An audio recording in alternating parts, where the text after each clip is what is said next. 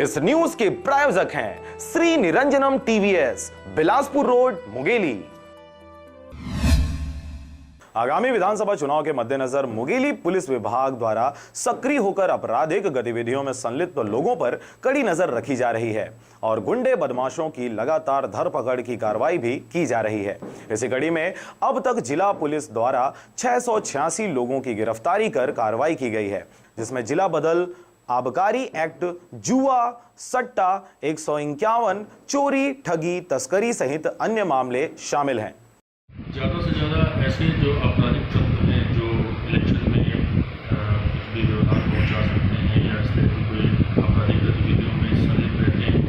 उनकी लगातार धरपकड़ की जा रही है उच्च अधिकारियों के निर्देशन में। अब तक 110 की कार्रवाई कईयों हो चुकी है, जिला बदल की भी कार्रवाई हुई 151 जो ऐसा